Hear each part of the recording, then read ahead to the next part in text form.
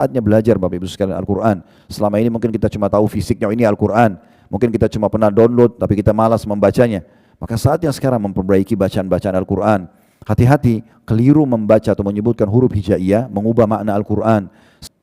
Mengubah makna yang tadinya segala puji bagi Allah menjadi kematian.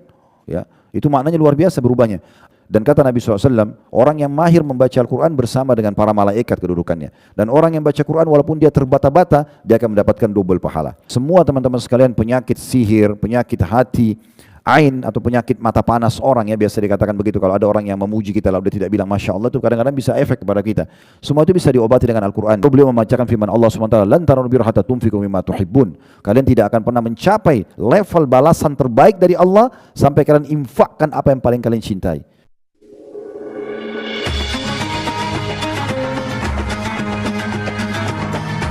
Yang subscribe, semoga hidup kaya raya, mati masuk surga. Kalau Anda mengatakan misalnya, tapi kan Ustadz sholat tarawih di Ramadan dikerjakan setelah Ba'diyah Isya. Kami kan kalau setelah Idul Fitri tidak mengerjakan lagi sholat tahajud setelah Ba'diyah Isya. Jawabannya benar. Dianjurkan kita terlambatkan di akhir malam. Baik, Anda sudah biasa sekarang dibangunkan sahur. Selama sebulan penuh kita bangun sahur. Dan Nabi SAW mengatakan, tasahharu fa inna fis sahuri barakah. Makan sahurlah karena sahur itu ada keberkahan. Kita disuruh makan, bangun di saat itu. Itu sebenarnya waktu yang paling bagus untuk tahajud. Karena kata Nabi SAW kalau tertinggal sepertiga malam itu kita bagi tiga Bapak Ibu sekalian. Dari maghrib sampai subuh. Misalnya maghribnya jam 6, subuhnya jam 5 misalnya. Berarti 11 jam, dibagi tiga. Kalau sepertiganya, ya sisa sepertiga dari malam dari mundur ya. Sepertiga malam dari waktu azan subuh, itulah waktu di mana Allah Azza wa Jalla turun ke langit bumi. Kemudian menanyakan kepada para malaikatnya. Kata Nabi SAW, adakah yang meminta? Ada yang punya hajat saya penuhi? Ada nggak yang minta tolong saya tolong? Ada nggak yang memohon ampun? Maka saya maafkan. Ya, ini waktu yang mustajab. Sebulan juga kita dilatih untuk terbiasa agar kita bangun di waktu-waktu ini. Ini waktu mustajab doa. Andai saja teman-teman kita dikasih kesempatan, kita tidak usah bicara mungkin presiden terlalu tinggi, atasan Anda aja di perusahaan sini misalnya, memberikan Anda kesempatan, siapa yang datang ke kantor saya khusus jam 9 sampai jam 9.15 saja pagi, atau mungkin sebelum masuk kantor khusus jam 6 sampai jam 6.15 pagi. Misal, kalau siapapun yang datang kepada saya menyampaikan kebutuhannya, saya akan penuhi. Misal, saya yakin kita akan berlomba-lomba sebagai staf untuk datang sebelum waktu itu, untuk mengambil meraih kesempatan 15 menit. Manusia bisa saja memenuhi kebutuhan kita, tapi tidak mungkin semuanya. Atau mungkin dia bisa pungkiri. Tapi Allah Subhanahu wa ta'ala setiap sepertiga malam datang ke rumah kita di muka bumi ini, lalu menanyakan, ada yang punya hajat saya penuhi? Ada enggak yang minta tolong saya tolong? Ada enggak yang minta pemutihan nih? Saya maafkan semua kesalahannya. Semua saya ampuni, maka saya akan maafkan. Dan pemaafan dosa ini luar biasa ya. Pemaafan atau pemutihan kesalahan itu Bapak Ibu sekalian akan mendatangkan dua manfaat buat kita. Yang pertama, hilangnya hukuman yang disebabkan karena pelanggaran. Yang kedua, fasilitas yang tertahan karena pelanggaran bisa dikembali kita nikmati. Makanya Nabi Adam AS pada saat memakan buah yang dilarang, dia mengatakan, ya Allah, apakah kalau aku taubat, memohon ampun kepadamu, engkau akan kembalikan aku ke fasilitas surga itu? Kata Allah SWT, iya, akan dikembalikan kalau kita memohon ampun. Dan itu ada terjadi, kan gitu. Belum lagi yang lainnya, banyak sekali membaca Al-Quran yang merupakan kitabullah. Selama ini mungkin Bapak Ibu malas atau tidak baca Al-Quran. Sekarang kesempatan Ramadan, bulan Al-Quran. Kata Nabi di dalam riwayat Jabir dan dalam riwayat Ibnu Abbas radhiyallahu anhuma, beliau mengatakan bahwasanya Nabi SAW adalah orang yang paling dermawan, suka sekali berbagi. Dan beliau lebih dermawan lagi di bulan Ramadan pada saat Jibril alaihissalam datang menemui beliau di setiap malam-malam Ramadan dan mengajarkan kepada beliau Al-Quran. Ini saatnya belajar Bapak Ibu sekalian Al-Quran. Selama ini mungkin kita cuma tahu fisiknya, ini Al-Quran. Mungkin kita cuma pernah download tapi kita malas membacanya. Maka saatnya sekarang memperbaiki bacaan-bacaan Al-Quran. Hati-hati keliru membaca atau menyebutkan huruf hijaiyah mengubah makna Al-Quran. Sekarang saatnya membedakan mana tha, mana zal, mana zai, mana sin, mana shin, mana dha, ya. Kita harus bedakan mana alif, mana ain, ya, mana ta, mana ta. Semuanya mana kaf, mana qaf, dibedakan karena berubah makna. Kalau Anda mengatakan Alhamdulillahi Rabbil Alamin dengan ucapan yang benar, Alhamdulillah, segala puji dan puja kehadirat Allah. Rabbil Alamin, pakai ain, alamin, Tuhan alam semesta. Tapi kalau Anda tidak memperbaiki di Ramadan ini bacaan-bacaan Anda misalnya mengatakan tidak menyebutkan ha, tapi Anda ganti dengan ha saja. Ada bedanya. Dalam huruf hijaiyah ada ha, sedikit ada angin keluar, ada kha pakai titik di atas, dan ada ha, ya, yang dari dada. Kalau Anda ubah ha, alhamdu menjadi ha, alhamdu, itu artinya kematian. Mengubah makna yang tadinya segala puji bagi Allah menjadi kematian. Ya, itu maknanya luar biasa berubahnya. Anda sekarang tidak memperbaiki huruf hijaiyah Anda, alif tidak diganti, ain diganti dengan alif, misalnya Rabbil Alamin, Tuhan alam semesta, diganti Rabbil Alamin, Tuhannya orang-orang sakit, misal. Itu kan berubah maknanya. Ini saatnya kita berubah untuk mempelajari Al-Quran, mulai huruf hijaiyah, mulai mempelajari apa itu idgham, apa itu ikhfa. Ya, semua kita pelajari apa itu izhar. Kita coba belajar teman-teman sekalian, lebih dekat dengan kitabullah. Al-Quran ini bukan hanya sekedar buku yang ditulis oleh seorang pengarang yang jadi bestseller dari manusia misalnya. Ini kitabullah, kitabnya Allah Subhanahu wa taala. Hudan linnas, petunjuk bagi manusia, syifa, obat. Al-Quran apapun yang Anda inginkan ada di dalamnya. Anda ingin kisah umat-umat sebelum kita yang selamat dan yang binasa ada. Anda ingin mengetahui tentang apa yang Anda butuhkan sekarang sebagai sebuah hukum, mana yang boleh saya nikmati, yang halal, makanan, minuman, pakaian, pendapatan, pergaulan, dan mana yang tidak boleh, yang haram. Anda dapatkan dalam Al-Quran. Anda ingin sesuatu yang akan datang tentang masalah kematian, alam barzah, surga dan neraka, hisab di mahsyar, Anda temukan. Sayang sekali kalau ditinggalkan. Dan kata Nabi SAW, orang yang mahir membaca Al-Quran bersama dengan para malaikat kedudukannya. Dan orang yang baca Quran walaupun dia terbata-bata, dia akan mendapatkan double pahala. Dan beliau mengatakan dalam hadis yang lain, setiap huruf Al-Quran akan diberikan 1 pahala. Dan 1 pahala akan dilipat gandakan menjadi 10 kali lipat. Dan saya tidak mengucapkan alif lam mim. Anda baca dari awal surah Al-Baqarah, alif lam mim itu ya. Saya tidak katakan kata Nabi SAW alif lam mim 1 huruf, tapi alif 1 huruf, lam 1 huruf dan mim 1. Artinya alif lam mim 30 pahalanya. Maka ini kesempatan emas memperbanyak. Saya baca sebuah tulisan dikirimkan oleh Dr. Yusuf Habibullah, salah satu sahabat saya di Ummul Qura. Keterangan tentang 1 wajah Al-Quran. Anda kan kalau buka mushaf itu, 1 wajahnya dari 2 wajah kalau Anda buka Quran, itu dihitung ternyata bisa mendapatkan dari lipat ganda 10 kali lipat huruf ini bisa mendapatkan 5.000 pahala. Artinya kalau kita baca 2 wajah 10.000 pahala. Kalau kita baca seluruh Al-Quran berapa banyak pahalanya? Makanya sebagian ulama salaf kalau tiba Ramadan, mereka sampai meninggalkan mayoritas aktivitasnya dan mengalihkan diri dan mayoritas waktunya kepada Al-Quran. Ada di antara mereka yang mengkhatam sehari sekali. Imam Syafi'i itu mengkhatam Al-Quran sehari di Ramadan 2 kali. Jadi saking luar biasanya mengejar keutamaan ini. Banyak sekali manfaatnya. Kalau Anda ingin mendapatkan kelapangan dada, Anda ingin memulai kehidupan Anda supaya lebih bahagia ke depan, mulai dengan Al-Quran. Coba sisipkan waktu baca beberapa ayat Al-Quran, maka Anda akan bahagia. Itu Al-Quran dilatih kita di Ramadan untuk lebih mengenalnya. Kalau Ramadan aja Anda malas baca Quran, maka kapan Anda akan membacanya? Semua teman-teman sekalian penyakit sihir, penyakit hati, ain atau penyakit mata panas orang ya biasa dikatakan begitu. Kalau ada orang yang memuji kita lalu dia tidak bilang Masya Allah itu kadang-kadang bisa efek kepada kita. Semua itu bisa diobati dengan Al-Quran. Biasa dikenal dengan ruqyah syariah. Kalau teman-teman pernah dengar ya. Anda di rumah gelisah, sering ketindihan, bertengkar suami istri tanpa sebab, anak-anak nakal, butuh ruqyah syariah. Dan ini dengan ayat-ayat Al-Quran yang kita baca. Kalau teman-teman searching di Google, ayat-ayat ruqyah akan keluar, Anda bisa baca tentunya. Kalau Anda mau audio dan visual, Anda bisa cari di media seperti di YouTube, di Instagram, di Facebook. Dan Anda bisa ikutin di media kami, insya Allah sudah kami bahas panjang lebar tentang masalah itu. Dan sekian banyak pelajaran-pelajaran dari bulan Ramadan. Maka kita harus fahami masalah ini. Kalau seseorang itu dekat dengan Tuhannya teman-teman sekalian, maka akan terbentuk pribadi-pribadi yang unggul luar biasa. Saya akan coba datangkan beberapa kisah, sekaligus kita tutup kajian kita dengan ini tentunya. Karena kisah ini sedikit agak panjang dan beberapa kisah saya ingin sampaikan. Supaya kita coba korek apa yang tadi kami bahasakan itu dalam realita kehidupan kita. Misal teman-teman sekalian, di dalam masalah sedekah.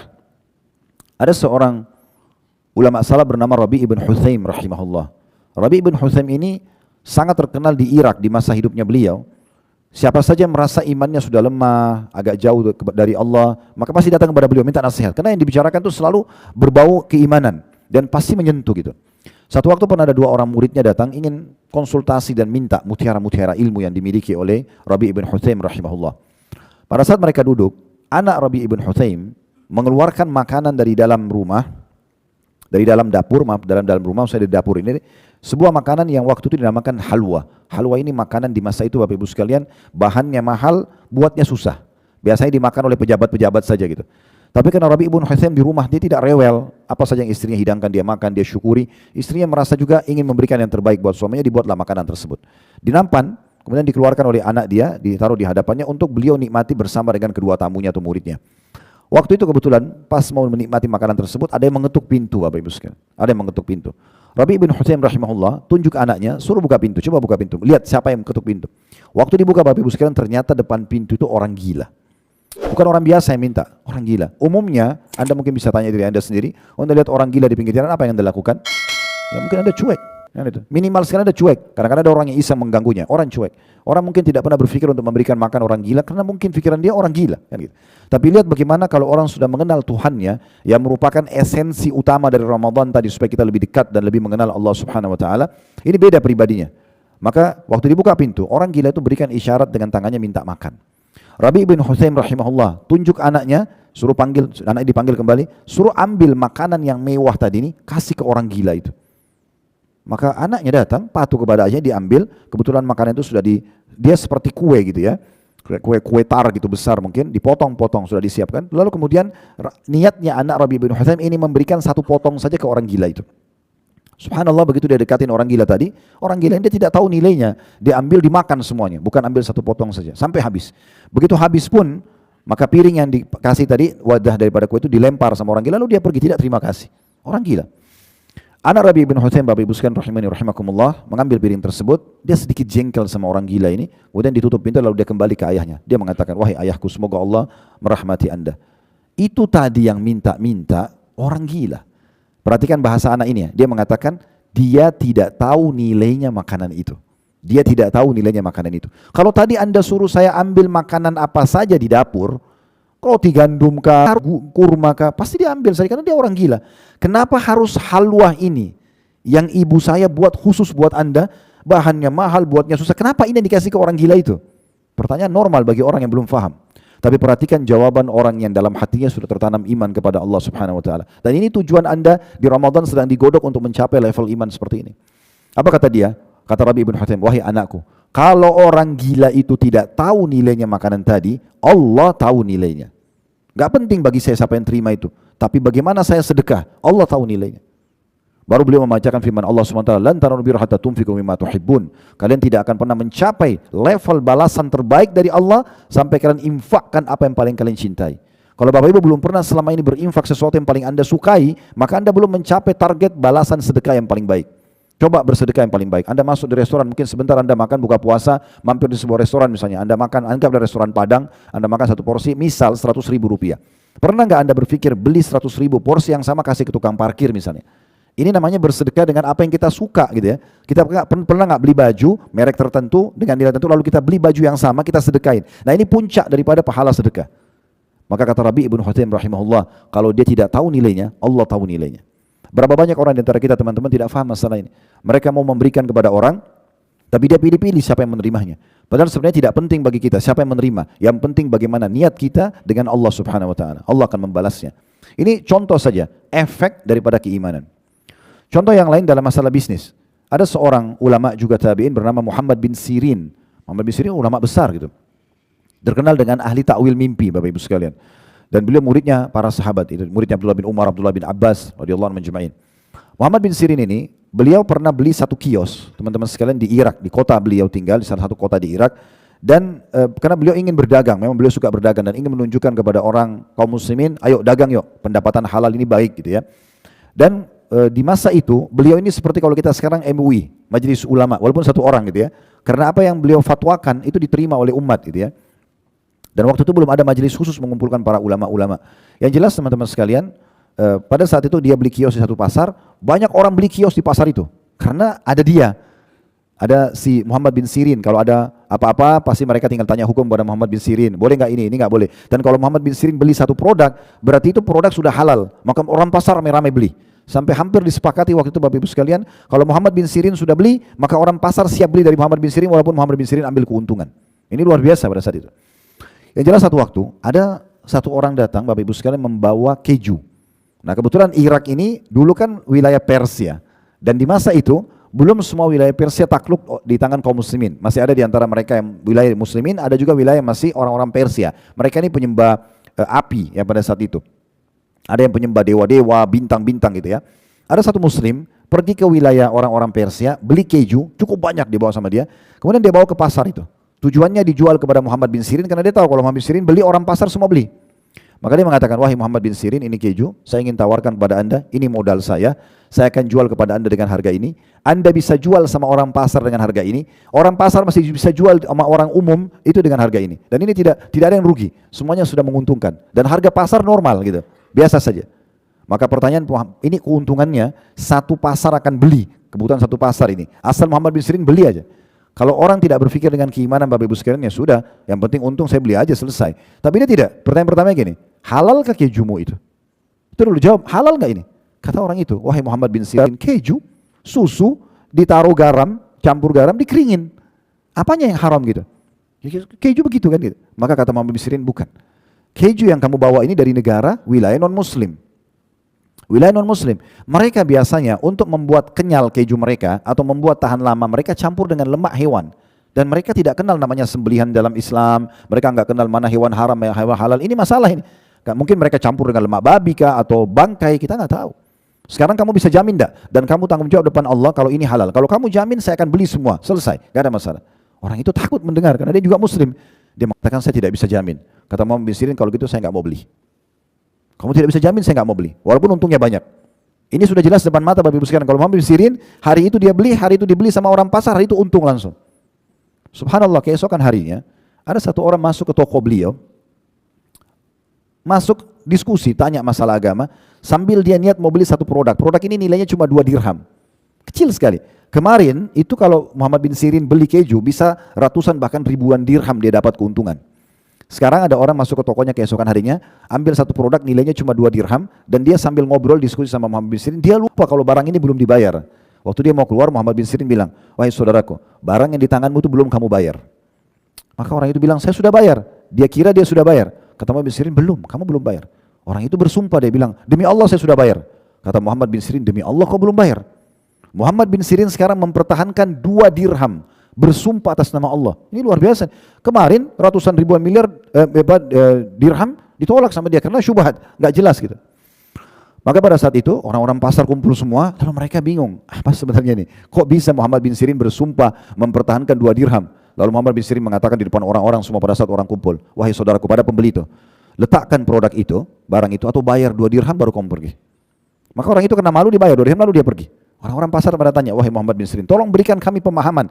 Bagaimana kami memahami ini? Kemarin Anda menolak ribuan dirham keuntungan hanya karena syubhat belum jelas halal atau tidak keju itu. Sekarang Anda bersumpah atas nama Allah mempertahankan 2 dirham. Kata dia apa? Iya, karena saya tahu dia belum bayar. Kalau saya biarkan dia, maka itu akan dihisab oleh Allah hari kiamat. Maka saya pertahankan 2 dirham itu. Lihat bagaimana efek keimanan itu kalau sudah ada, membuat orang lebih hati-hati. Dalam waktu yang lain, Muhammad bin Sirin pernah Bapak Ibu sekalian kedatangan seseorang membawa banyak sekali, bergentong-gentong kalau kita sekarang ya, di masa itu ditaruh di kendi besar madu dengan harga yang sangat mahal. Orang ini datang dan menawarkan, mengatakan, wahai Muhammad bin Sirin, saya mau jual madu saya. Dia tahu, seperti tadi kasusnya, kalau Muhammad bin Sirin beli, orang pasar semuanya beli, gitu kan? Muhammad bin Sirin bilang, saya nggak punya uang, nggak cukup. Untuk beli ini nggak cukup. Dia bilang, begini aja, beli jatuh tempo aja. Beli sekarang nanti kamu bayar. Kata orang itu kepada Muhammad bin Sirin. Muhammad bin Sirin bilang, baiklah. Jatuh tempo sekitar 2 pekan, ternyata Muhammad bin Sirin belum bisa menjualnya, gitu kan? Sebenarnya bukan belum bisa menjualnya ya. Jadi ada satu kejadian sebenarnya. Waktu Muhammad bin Sirin sudah setuju, nanti dibayar 2 minggu kemudian Bapak Ibu sekalian. Ternyata malam hari waktu beliau tutup tokohnya, tutup kendi atau gentong tempat madu itu lupa ditutup oleh Muhammad bin Sirin. Sehingga terbuka. Keesokan pagi waktu dia buka tokonya, rupanya di bagian atas madu itu ada bangkai tikus. Ada bangkai tikus. Tikus ini mati di situ. Muhammad bin Sirin suruh semua pegawainya datang, ayo angkat kendi ini, diangkat kendi madu itu, dibawa. Kebetulan di belakang pasar itu ada sungai. Waktu dibawa kendi tersebut, orang-orang pasar semua ikut. Ini madu mau dijual di mana? Mereka pikir begitu. Mereka tidak tahu kalau ada kasus tikus yang masuk. Mereka kan semua sambil bertanya, mau dibawa kemana madunya? Biar kami yang beli. Orang-orang pasar bilang begitu. Muhammad bin Sirin tetap suruh jalan sampai ke sungai, tuang. Disuruh buang semua madu itu. Dibuang semuanya. Orang pasar lihat depan mata, ini bisa untung sekian banyak. Kalau pedagang faham itu. Depan matanya produk dia bisa jual lalu dibuang begitu saja. Maka mereka bilang, kenapa Anda buang madu ini? Biarkan kami beli.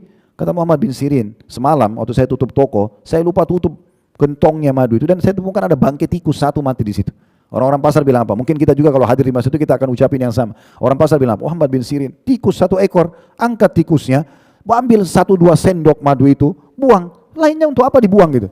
Apa kata Muhammad bin Sirin? Lihat kepekaan orang yang beriman kepada Allah. Dia bilang apa?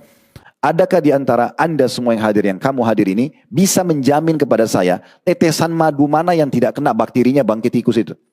Sekarang kalau saya ikutin tuh, saya ambil cuma 1-2 sendok, saya buang bangkainya, terus saya jual. Mungkin di situ ada bakteri bangkai itu yang masuk, lalu saya jual sama orang, saya dihisab sama Allah hari kiamat. Saya nggak mau, buang saja semuanya. Padahal ini utang. Karena ini Bapak Ibu sekarang nggak bisa jual. 2 minggu lagi pemilik madu datang, nanya, wahai Muhammad bin Sirin, saya nagih. Kata Muhammad bin Sirin, kisahnya begini dan saya belum punya uang sekarang. Kalau kamu mau ambil produk saya di toko ini, silakan, saya bayar, gitu kan? Saya jual dulu sama kamu, berapa nilainya? Saya anggap itu pembayaran saya. Orang ini belum setuju, dia bilang enggak, saya mau uang saja. Kalau gitu saya kasih tempo lagi 2 pekan. Ternyata Muhammad bin Sirin juga belum bisa bayar. Kata orang itu apa? Saya akan coba laporkan ini kepada hakim pengadilan kalau memang ini enggak bisa diselesaikan. Kata Muhammad bin Sirin, laporkan, karena saya memang tidak punya kemampuan. Dilapor ke hakim, masuk ke pengadilan. Begitu hakim lihat Muhammad bin Sirin ini ulama besar, maka disambut dengan meriah, lalu ditanya ada apa. Muhammad bin Sirin ceritakan kasusnya begini dan begitu. Lalu kemudian orang itu mengatakan, saya sudah kasih kondisi madunya sempurna, sekarang itu tempo, dia nggak bisa bayar. Maka hakimnya mengatakan, kalau begitu saya putuskan, Anda harus bayar Muhammad bin Sirin. Tidak bisa Anda nggak bayar. Kalau Anda nggak bayar, kami akan tahan Anda sampai Anda bisa membayarnya. Kata Muhammad bin Sirin, penjarakan saya, nggak masalah. Itu pantas saya menerima itu karena memang saya nggak bisa bayar. Maka dia pun masuk penjara. Kepala penjaranya mengatakan dalam kisah ini, wahai Muhammad bin Sirin, saya punya keputusan di sini. Boleh saya masukkan, keluarkan orang di penjara. Raja yang berkuasa itu khalifah memberikan wewenang untuk itu. Maka saya tahu Anda tidak bersalah. Sekarang saya izinkan Anda, boleh Anda malam tidur di keluarga Anda, istri anak Anda kumpul. Besok pagi Anda kembali lagi sampai malam lagi ya di penjara baru sampai Allah berikan jalan keluar. Kata Muhammad bin Sirin, tidak. Saya tidak akan mendukung kamu untuk ya mencoreng kehormatan keputusan pemerintah. Nggak boleh. Saya tetap di sini. Maka tetap di situ. Subhanallah, berita ini tersebar Bapak Ibu sekalian satu Irak. Kalau Muhammad bin Sirin di penjara karena madunya masuk tikus, karena dia tidak mau jual dan seterusnya. Apa yang terjadi? Orang-orang semua pada nyumbang. Uang yang disumbang ini untuk membantu Muhammad bin Sirin membayar madu tersebut, itu terkumpul seperti 2 kali lipat dari harga madu itu. Sehingga Muhammad bin Sirin bisa bayar madu itu, dan juga beliau mendapatkan tambahan modal seperti 2 kali lipat daripada harga madu tadi. Bagaimana efeknya ini? Ini luar biasa. Sebagai penutup, kisah yang ketiga mungkin berhubungan dengan seorang ulama bernama Taus. Julukannya Taus. Taus itu burung merak, ya. Dan nama beliau adalah Zakwan ibn Kaisan rahimahullah. Seorang ulama yang luar biasa di masa tabi'in. Bapak Ibu kalau ketik di Google kisah Taus, nanti akan banyak sekali kisah beliau. Taus ini artinya burung merak ya. Kenapa dapat julukan burung merak? Karena orangnya tampan, kaya, pintar, dan waktu itu beliau gurunya para ulama. Ulama-ulama banyak belajar sama beliau. Maka julukannya Taus. Taus ini punya kisah unik dalam masalah bermuamalah dengan pemimpin negara. Ya, pemimpin negara. Satu waktu, Taus ini pernah diundang oleh salah satu khalifah. Yang khalifah ini sebenarnya ada 2 kisah ya. Yang pertama itu kisah Sulaiman bin Abdul Malik. Ya. Sulaiman ini salah satu khalifah yang sangat baik sebenarnya ya. Ada satu tradisi Sulaiman bin Abdul Malik ini yang unik sekali. Uniknya itu karena dia kalau pergi haji atau umrah, dia ingin sebelum dia tinggalkan lokasi haji dan umrah, dia selalu kalau sudah selesai tawaf, selesai sa'i ya, umumnya pekerjaan dalam umrah dan haji, waktu itu kebetulan musim haji, dia bilang sama pengawal-pengawalnya, tolong cari siapa di antara ulama yang hadir di musim haji ini, biar datang, undang datang menasihatin kita, supaya menambah keimanan kita. Maka mereka keliling, mereka temukan ada Taus. Taus ini kebetulan ulama tinggal di Yaman. Dicari dari jemaah haji Yaman, oh ada Taus. Taus dipanggil, Taus datang. Karena ini dipanggil oleh pemimpin negara, wajib mentaatinya, dia datang. Kemudian bertanyalah Sulaiman bin Abdul Malik, banyak hukum-hukum yang ditanya. Pada saat itu hukumnya ini, hukumnya itu, masalah haji gitu ya. Setelah selesai semuanya, Taus melihat sudah selesai hajatnya khalifah, raja waktu itu. Maka dia berkata pada dirinya sendiri, wahai Taus, sesungguhnya majlis seperti ini, pertemuan dengan pemimpin negara ini akan ditanya oleh Allah Subhanahu wa taala. Ini kesempatan kamu memberikan nasihat. Maka dia mengatakan, wahai Amir Mukminin, pemimpin orang-orang beriman. Ada sebuah riwayat menjelaskan, maksudnya riwayat hadis Nabi SAW, sebuah batu besar dijatuhkan dari pintu neraka, terus melayang-layang sampai ke dasarnya. Dan apakah Anda tahu, lembah yang sangat dalam tadi itu di neraka, yang kalau dilempar batu itu masih melayang, ya, itu dipersiapkan untuk siapa? Kata Sulaiman, tidak. Buat siapakah? Maka kata Taus, untuk siapapun yang Allah amanahkan sebagian dari kerajaannya Allah, maksudnya jadi pemimpin, jadi presiden, jadi raja gitu ya, dan kemudian dia berbuat zalim kepada masyarakatnya. Dalam kondisi lagi penuh keimanan di musim haji, Sulaiman tersentuh. Lalu Sulaiman mulai menundukkan kepalanya, lalu mulai menangis. Dalam kisah ini dikatakan kata Taus mulai terisak-isak dan makin besar suara tangisannya sampai membuat orang-orang sekitar pun menangis. Lalu kemudian Taus mengatakan saya pun meninggalkannya, seraya Sulaiman mengatakan jazakallahu khairan. Semoga Allah balas Anda dengan kebaikan. Kisah terakhir masih Taus pada saat beliau ya sudah selesai atau Sulaiman bin Abdul Malik sudah meninggal. Sulaiman diganti Bapak Ibu sekalian dengan adiknya namanya Hisham. Hisham bin Abdul Malik ini sedikit unik orangnya. Uniknya itu karena dia memiliki sifat suka dipuji, ya, suka dipuji, sedikit agak ada sombong gitu ya, karena memiliki kerajaan, kepemimpinan dan segala macam. Intinya pada saat itu di musim haji juga sama, dia mengikuti kebiasaan kakaknya untuk minta cari ulama, siapa ulama yang bisa memberikan nasihat. Maka ditemukan Taus, sama ya, orang yang sama yang tadi datang kepada kakaknya. Kemudian kata Taus, kata khalifah waktu itu, datangkan Taus itu, biar datang kepada saya supaya saya bisa mendengar nasihatnya. Namun Taus tahu Hisham ini orangnya suka dipuji, suka berbangga dengan kerajaannya, menganggap remeh orang gitu ya, sedikit ada sifat sombongnya. Maka Taus ingin datang tidak sia-siakan waktu, ingin memberikan nasihat langsung. Maka agak unik, dia masuk ke dalam tenda kemahnya khalifah. Waktu itu orang semua pakai sepatu, kayak kita sekarang juga kalau ke Istana Merdeka misalnya kita pasti pakai sepatu masuk ke dalam, gak mungkin kita buka gitu ya. Walaupun sebenarnya membuka sepatu mungkin menghormati, tapi memang sudah satu protokol ya kita pakai sepatu masuk misal. Maka orang-orang semua datang ke tenda khalifah waktu itu pakai sepatu. Uniknya waktu masuk ke tenda khalifah, Taus sengaja buka sepatunya, sendalnya, dibuka sama dia. Kemudian dia pun tidak menyebutkan Amir Mukminin, kayak kita sekarang mungkin Pak Presiden ya, Sang Raja, itu tidak diucapin sama dia. Dia cuma panggil namanya langsung. Ya, dia mengatakan Assalamualaikum Hisham. Dia tidak bilang Assalamualaikum Amir Mukminin. Dia tidak ucapkan itu. Seperti kalau kita bilang Assalamualaikum tapi langsung sebut nama presiden, tidak menyebutkan Pak Presidennya. Itu tidak sopan gitu ya. Tapi Taus lakukan itu, dia buka sendalnya dia, kemudian dia juga mengucapkan salam tanpa menggunakan julukan raja. Kemudian dia juga duduk sebelum diizinkan, langsung duduk saja. Maka Hisham bertanya, dalam kondisi memang dia punya sifat sombong itu, dia mengatakan, apa yang membuat kau lakukan itu wahai Taus? Lalu Taus bertanya, apa yang saya lakukan? Sebenarnya Taus ini memang mau memberikan nasihat, dia tahu apa yang dia lakukan, cuma dia bilang, apa yang saya lakukan? Situ Hisham marah. Nabi Hisham mengatakan, kau sudah melanggar, kemudian kau tidak tahu juga apa yang kau lakukan sebagai pelanggaran. Kenapa kau buka sepatumu atau sendalmu pada saat masuk sini? Semua orang masuk sini pakai, gitu kan? Ya kalau kita masuk di Istana Merdeka buka sepatu kan kayak kurang sopan. Kan ditanya, kenapa buka? Kan gitu. Ditanya, kenapa buka sendal kamu? Semua orang semua pakai. Yang kedua, kamu salam sama saya tanpa menyebutkan julukan saya. Assalamualaikum Hisham, bukan Assalamualaikum wahai Amir Mukminin. Yang ketiga, kau duduk sebelum diizinkan. Semua orang sini tamu, kalau sudah saya izinkan duduk baru duduk.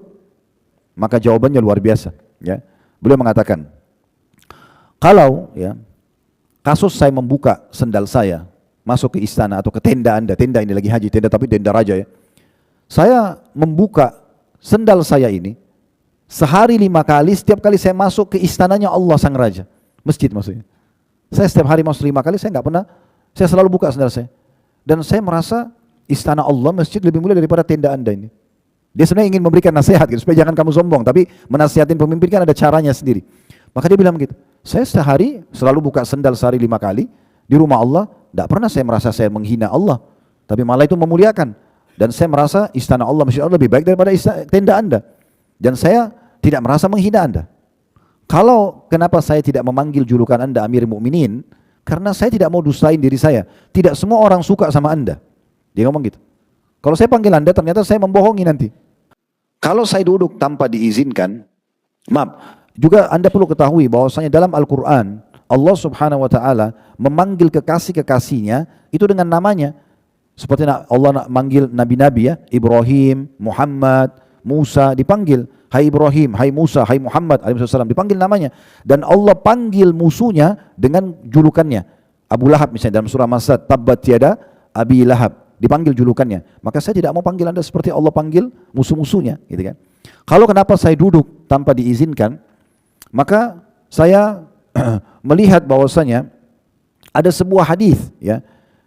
Beliau mengatakan, atau ada sebuah riwayat dari Ali radhiyallahu anhu di mana Ali mengatakan, idza aradta an tandura rajulan min ahli nar, kalau engkau ingin melihat siapapun seseorang itu penghuni neraka, fanzur ila rajuli jalisun wa haulahu qaumun qiyamun baina yadayhi.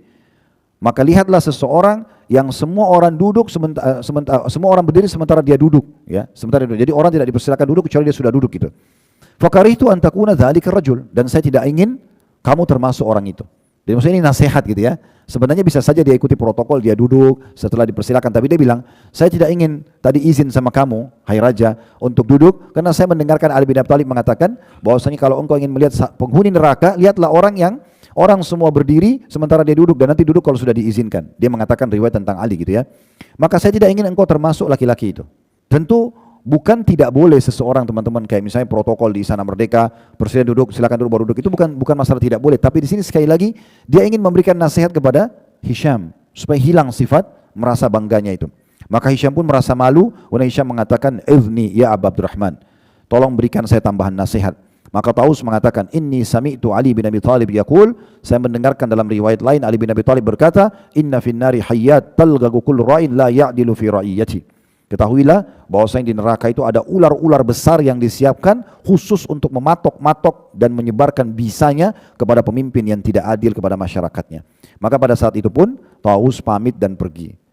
Teman-teman sekalian, dari kisah-kisah yang kita sampaikan ini, kita bisa lihat bagaimana efek kalau orang itu sudah tertanam iman dalam hatinya.